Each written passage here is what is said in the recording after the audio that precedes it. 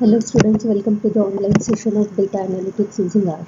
In this session, we are going to study about functions in R programming language. Function is basically a block of statement which is created or which is written to complete some certain task. And this function gets executed when we call it through program or when we call it by using its name.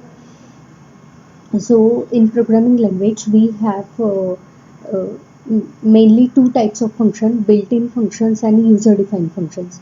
So built-in functions are those functions that are readily available in any programming language. Means to use these built-in functions, there is no need to write any code.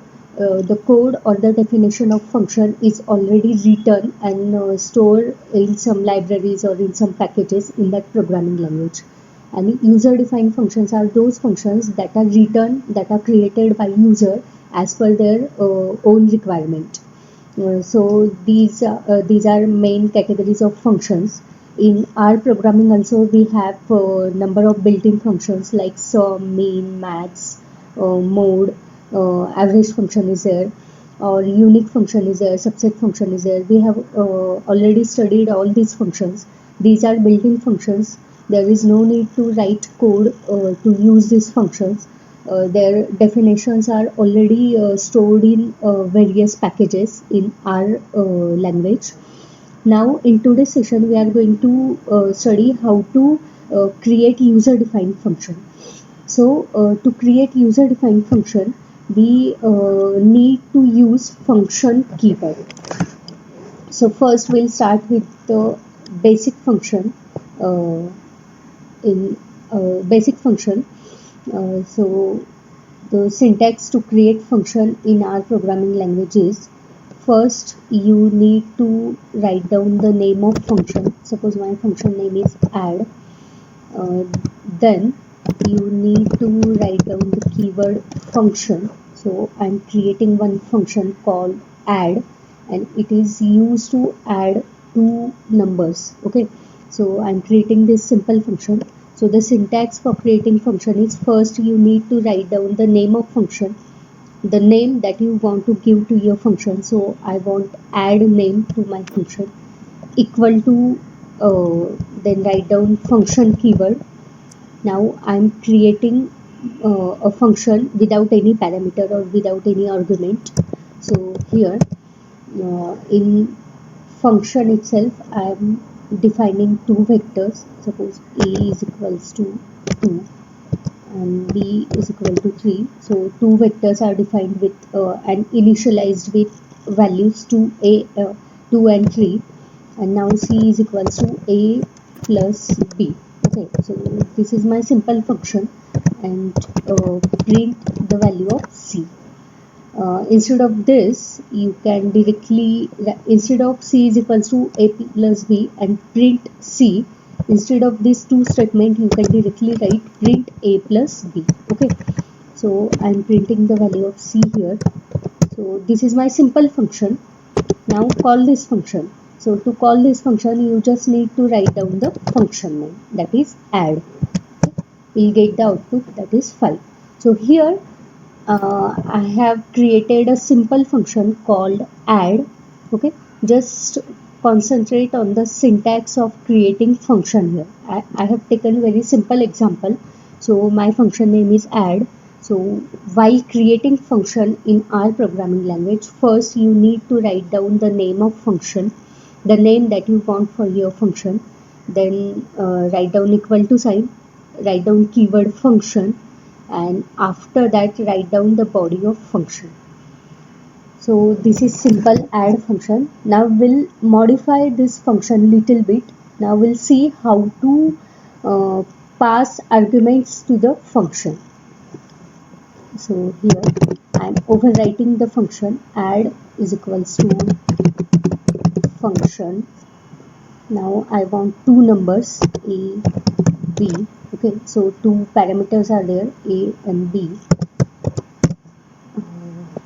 Then print a plus b. So this is my simple add function, but here we have not defined or initialized vector inside the function. We want to read numbers from the user, or we want user to pass the arguments to this function. So while calling this function, now you need to pass the argument, so or the values for a and b. So you can simply write add the function name and then parameters or the arguments that you want to pass to that function. You will get the output. Okay. Now see, there are various ways to pass arguments to the function. First one is this, that is write down the function name and in parentheses write down the values that you want to pass to the function, or you can write down the name of parameters also, like a is equals to 8, b is equals to 7. Okay, so this is another way to pass the parameter. By mentioning the name of parameters, you can pass the value, you'll get the output. Another way is that you can change the sequence of parameter, like b, see here first parameter is a and second parameter is b. So while passing values of those parameters, you can change the sequence, like b is equals to 10, then a is equals to 100, for example. You'll get the output. So here by mentioning the name of parameter, you can also change the sequence of arguments while passing the value to the parameters. Okay.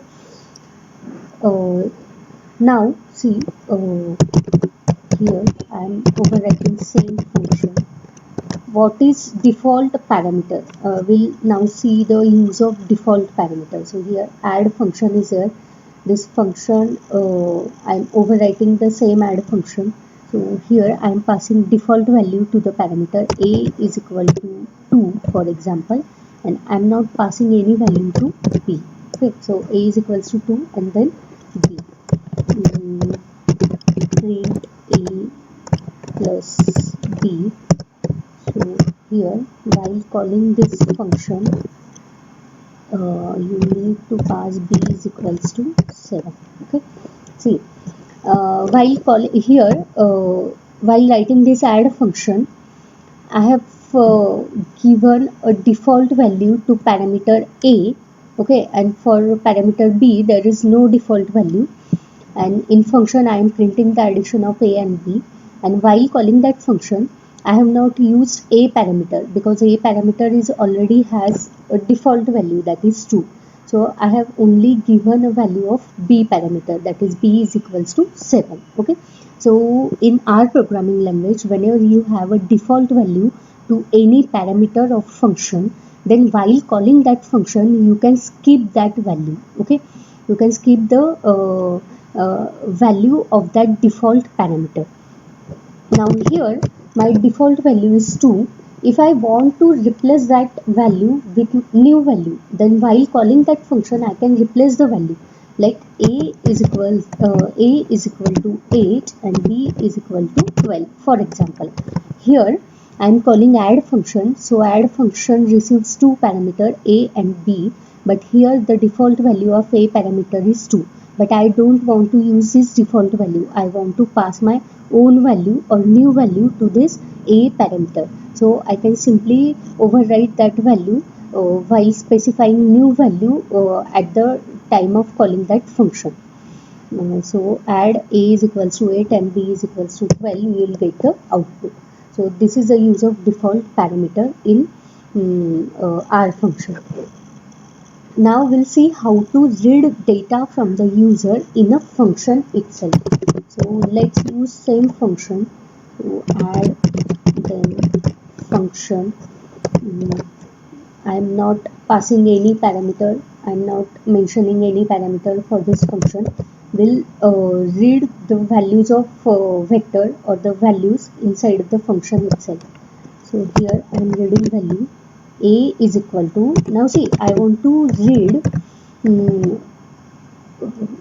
a value from the user. So to read that value, we have function read line. Okay, so read line function is used to display message to the user to read some data. So here I am giving message enter first number. So this is my first value. Now readline function basically used to read character type of data, but here we want to work with integer type of values. So we need to typecast this value. So to typecast this value means we want to change that character data type into integer. We have function as dot integer. Okay, as dot integer. It means that whatever data or whatever value read by readline function, as dot integer function converts that value into integer. Okay, so that's why I have written a is equals to as dot integer, then readline function enter first number. Now we'll read second number here, enter second number with the same syntax in B.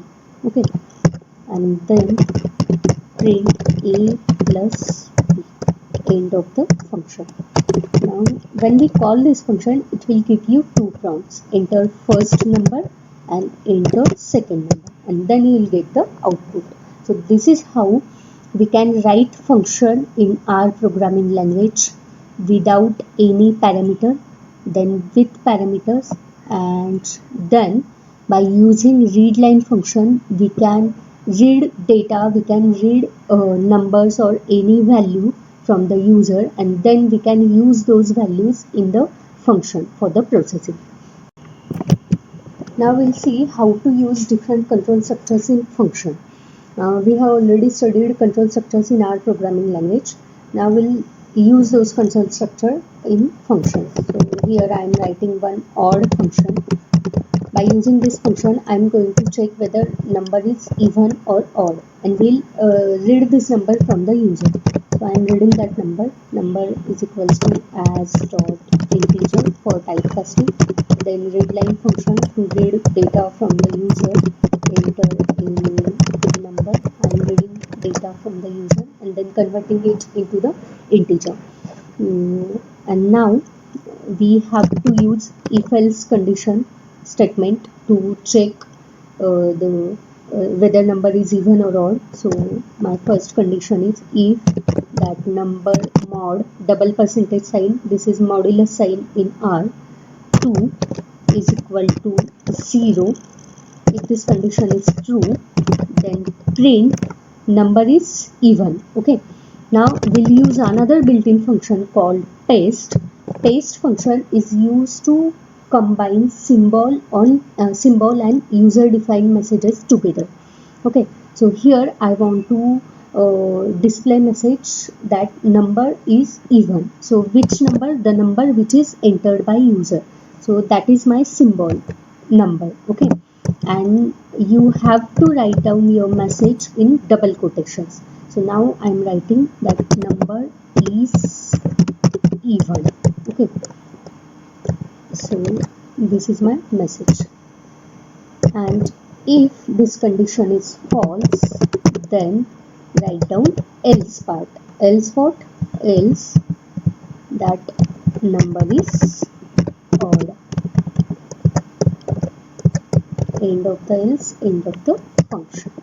Now let's execute this function odd. Now enter any number. See, this number is even. Again execute this. This number is odd. So this is how we can use conditional statement or control structure in any function. Now we'll see how to use for loop in function. Okay, so here I am writing one function, suppose multi. I want to display multiplication table of user entered number. Okay, so see, I am taking very simple examples because I just want to show you how to write functions in R. You all are already know how to write functions in high level programming languages. Okay, you just concentrate on the syntax and different statements that are used in writing functions in our programming language. So this multifunction is here. Now again I am reading one number from the user, that is number is equals to as dot integer read line, enter any number, and then we'll generate multiplication number table for this. So for I in 1 to 10, print, what to print, I into my number. Okay, now execute this function multi 3. See, this is the multiplication number of 3. Now instead of printing only this series or the multiplication table, you can decorate it, or you can change this display as per your requirement by using paste function here in print. Okay, so we'll see that also. So I'm writing this multi function, then enter number, then use for loop. Okay, now see, print, then paste. Now I comma into number comma equal to what, I into number. So I want to print like this, that is 1 into number equal to output. Okay, so we can decorate our output as per our requirement by using this paste function. So let's execute this multi 5. See, you'll get the output in this format. So paste function, by using this function you can display your output as per your requirement. Now we'll see the use of nested for loop in this multiplication table. Okay, now let's overwrite this function multi equals to function. Again I'm reading data from the user. See, you can directly pass value of your number here as a parameter, or else you can have fixed value for that number by defining vector, but I'll prefer to read data from the user always. Okay, so read line, enter any number. Now for, see, now whatever number is entered by user, I want to display multiplication table up to that number. Okay, means if user has entered 5, then I don't want to display multiplication table for 5 only. I want to display multiplication table starting from 1 to 5th number. Okay, so that's why we require a nested for loop. One for loop where we will run index variable from 1 to 10, and in another for loop will run index variable from 1 to the user entered number. Okay, so first we'll take that for loop, that is for I in 1 to that user entered number. Okay, and then we'll take another for loop for j in 1 to 10. Now this outer for loop is to keep track of numbers, and this inner for loop is to generate a series from 1 to 10. Okay, and then we'll write our print message, print I. Now see, I am not using paste function and I just want a plain output without any formatting. So I into j, end of inner for loop, end of outer for loop, and end of function. Now let's execute this function, enter any number. So 3. See, this is the output. So 1 to 10, this is my first sequence.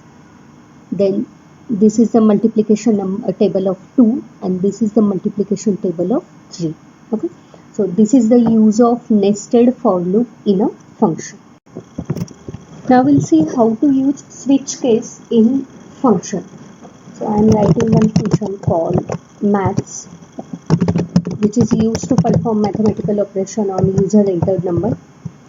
So I am reading two numbers from the user as dot integer enter enter first number. And okay, wait, I missed read line function. So reading one number as dot integer, then read line function enter first number. So this is my message. Now I am reading second number, enter second number into. Now we have two numbers with us. Now we'll read operation from the user. The operation user want to perform on those two numbers.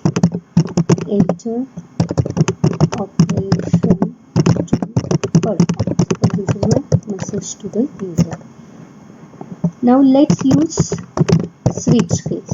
So I am populating result into this result vector, then use of switch case. Now in switch case, first parameter is always a condition or expression that we want to check against the cases. So here we want to check the operation, that is OP, user want to perform with those two numbers. So that is OP. If that OP, if that operator is plus, then we need to perform addition. Addition equal to n1 plus n2. Okay, so now here I have used this cat function. So cat function is also used to combine different means different portions of statement together. Means it is used to combine symbols with the user defined messages, just like paste function. So this is another function other than paste. You can go for cat function also.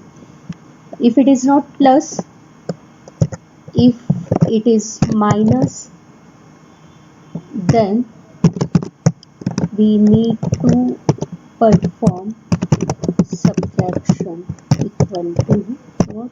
n1 minus n2.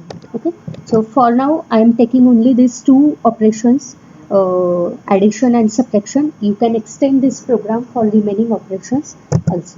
Okay, end of function. Now let's execute this function. Enter first number, enter second number. So enter operation to perform. I want to perform addition. So this is my output. Addition equals to 3. Okay. Again enter first number, second number. I want to perform subtraction. So this is the output. So this is how we can use switch case into function. So instead of this cat, you can use print function, or you can use paste function to print the output. Now we'll modify same function without any loop or without any control structure. Okay, so I am overwriting the function maths open. So here x is equal to 2. Now I am giving fixed value to x and y is equals to 5, for example. Okay, fixed values are there. Now I am populating the result. A add is equals to, I am declaring various vectors here. Okay, so I is equals to add is equals to x plus y, then sub, that is subtraction, equal to x minus y, multiplication equals to x into y, division equals to x divided by y. Okay, and now we'll display these vectors by using C function. Okay, so C is equals to now here we can write addition equal to add, subtraction equals to sub, multiplication equals to mul, and division equals to.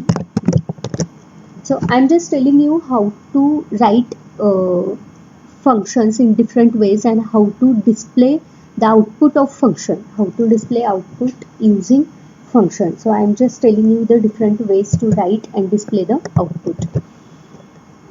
So here if you execute this function math, then you'll get the output for all the four operations: addition, subtraction, multiplication and division. So this is how we can use vectors to perform various operations in any function. Now we'll see how to populate data frame by using function. That is, I'm going to add new rows into the existing data frame by using function. So here I have one data frame called employee. The data frame consists of two attributes or two columns, employee NO and employee name. Now I'm going to write function for this. So my function name is df insert, that is data frame insert. This is a function. I'm taking one vector called row as dot integer. I'm assigning integer value to this vector. We write enter number of rows to insert. So I'm asking user how many rows he or she want to enter in a data frame. So that will be in row vector. Now run for index from 1 to that limit, that is row, for I in 1 to row. Now we need to read data for employee ID and employee name.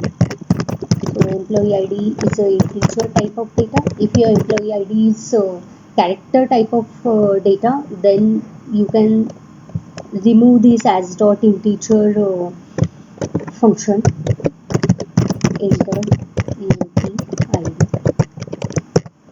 Now read name. Since name is a character type of data, there is no need to use as dot integer function.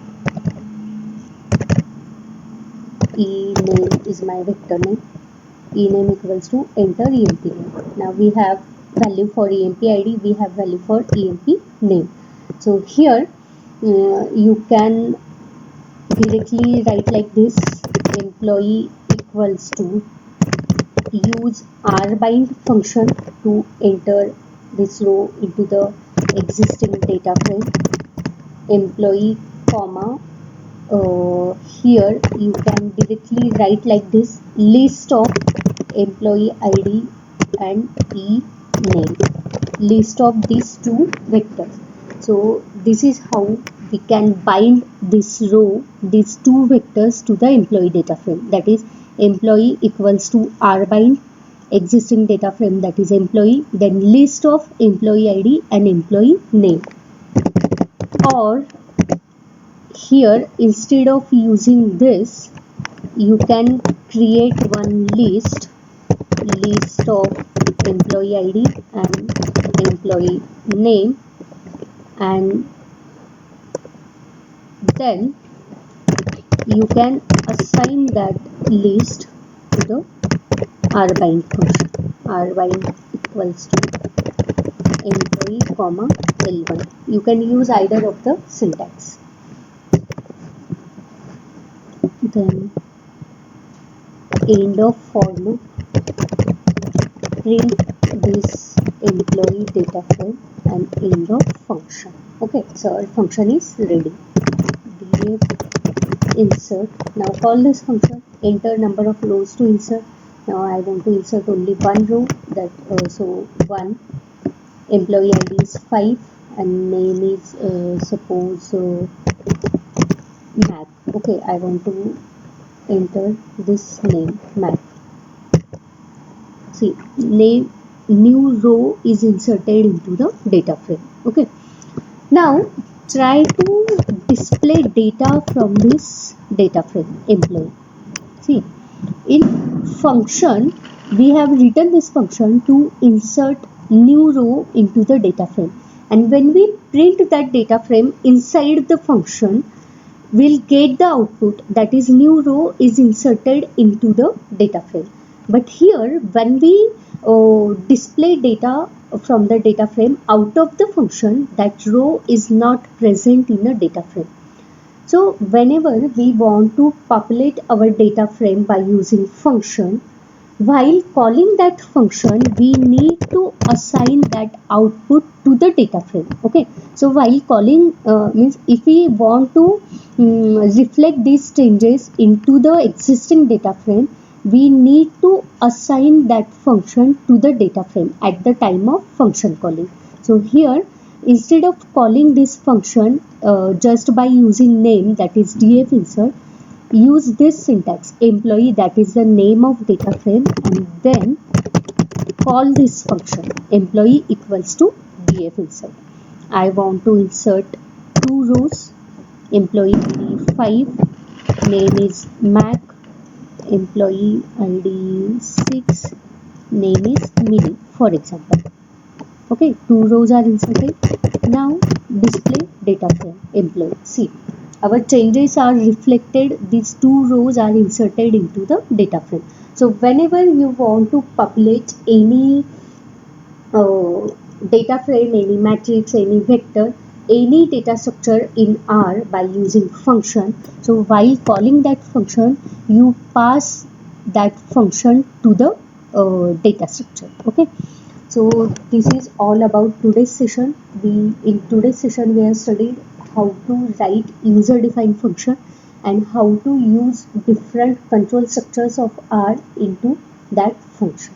Okay, so this is all about today's session. Thank you.